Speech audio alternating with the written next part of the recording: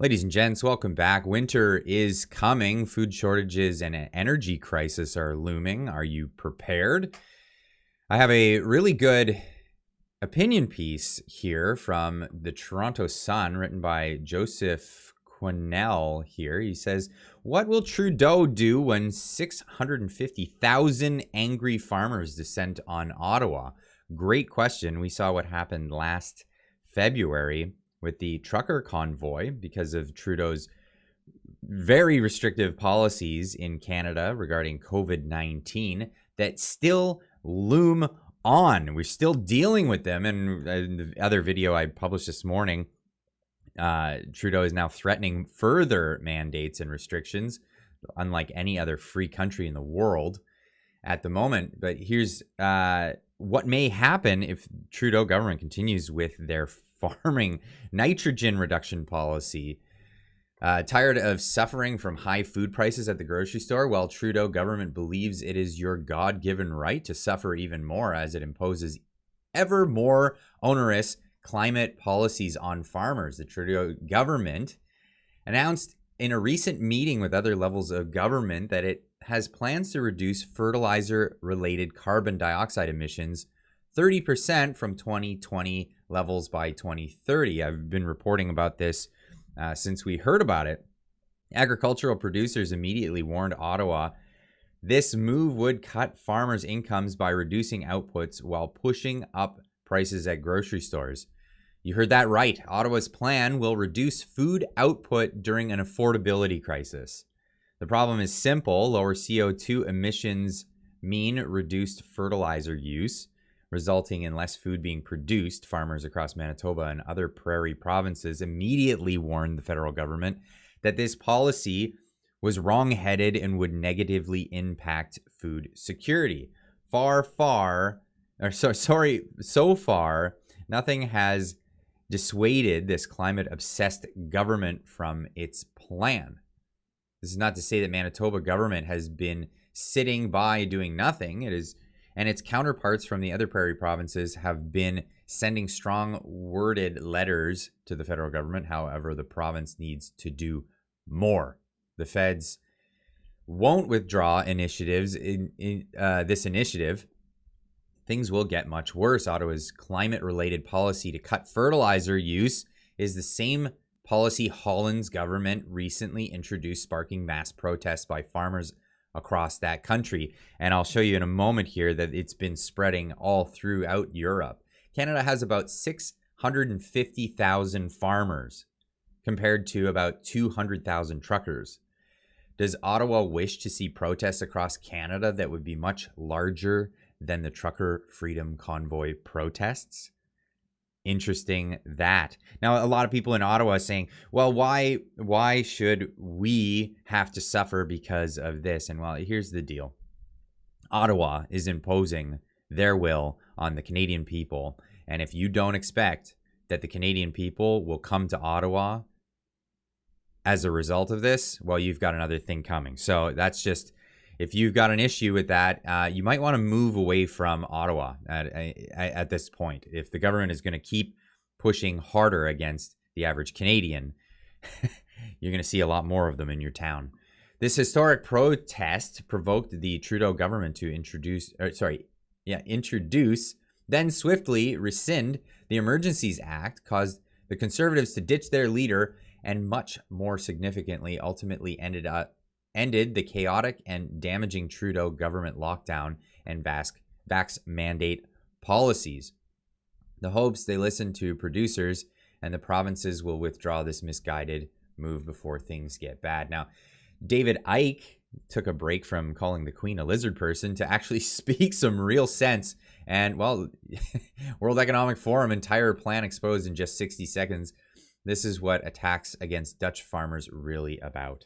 Why has the Dutch government, a guy called Rutte, the Prime Minister, completely owned by the World Economic Forum and Klaus Schwab, why has he just announced that the Netherlands, the second biggest exporter of food in the world, is targeting farmers to destroy them and get them off the land, which is where all these farming protests in the Netherlands have come from?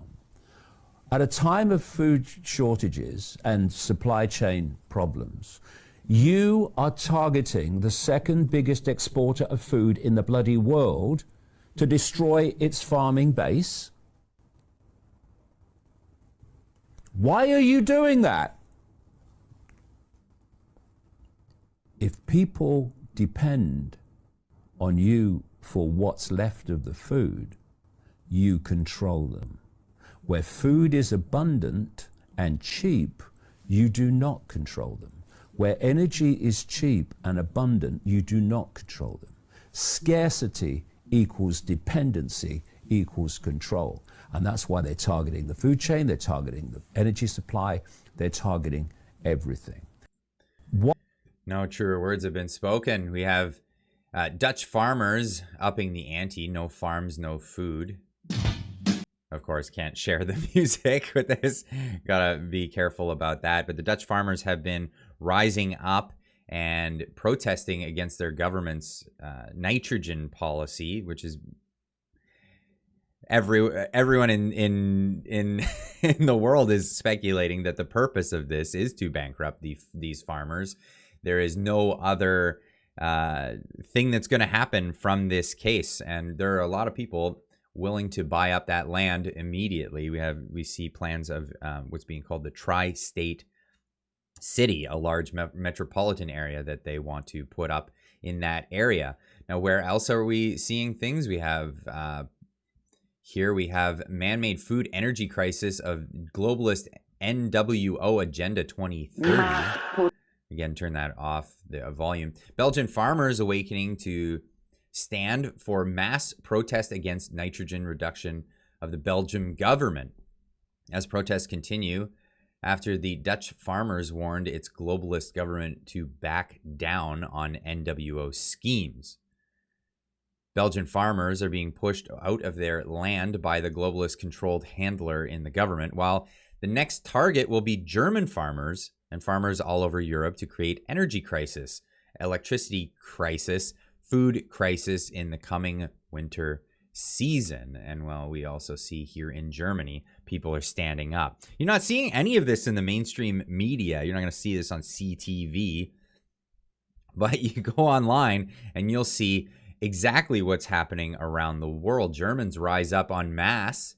Demonstrations in many German cities against Olaf Scholz's policy and the sanctions against Russia that are leading Germany and beyond into the abyss. In the video Leipzig, it will be a very hot autumn in Europe and beyond. And this all comes on the heels of the German government shutting down nuclear plants across the country in order to switch to renewable sources, so-called renewable sources, which really just mean natural gas from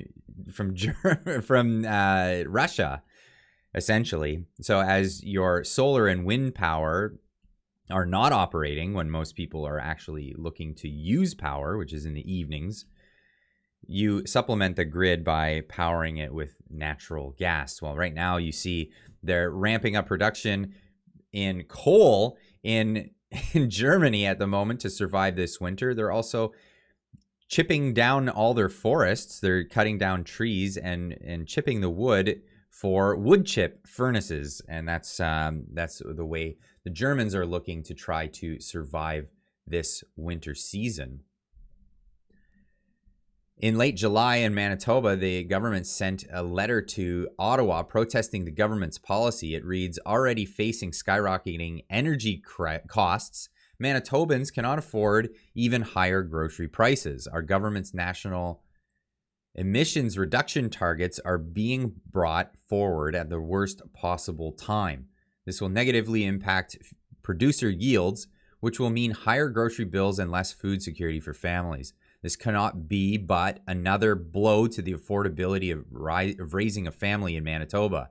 The letter is a good start, but while it addresses the core issues, it needs to be accompanied by action, real pressure, even legal action. The Trudeau government must be stopped from sacrificing farmers and average Canadians already facing record energy and food prices on the altar of carbon dioxide reductions. expect another Freedom Convoy replay if it doesn't reconsider this ill-advised move. If 200,000 truckers scared Trudeau into introducing the Emergencies Act, what will he do when 650,000 angry farmers descend on Ottawa? This time, it could be fatal for our climate-obsessed PO.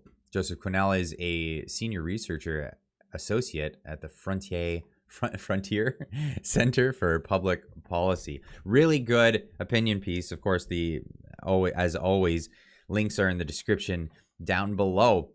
But what do you think that this is going to lead to? And especially for those people in Ottawa that were upset that Canadian truckers were at their doors, at their footsteps over the COVID-19 policies. What do you think will happen when you put this many farmers out of business with these nitrogen policies? Things are coming your way. If you don't like protests, don't live in our nation's capital, because we're going to see a lot more of them. Leave a comment in the comment section down below. Let me know what you think about this story. Let me know where you stand. What is it that you do? Are you a farmer? Leave a comment in the comment section down below. Let us know what your plans are if this nitrogen policy takes effect and starts putting pressure on your livelihood. If you're not subscribed already to the channel, please do that now. Please consider subscribing. Hit that notification bell. Lets you know when I go live. Sometimes I go live on different days of the week other than my usual Friday 6:30 Pacific time live stream. So make sure you have that notification bell rung. It lets you know when that happens. And we'll see you guys in the next video. Keep on trucking.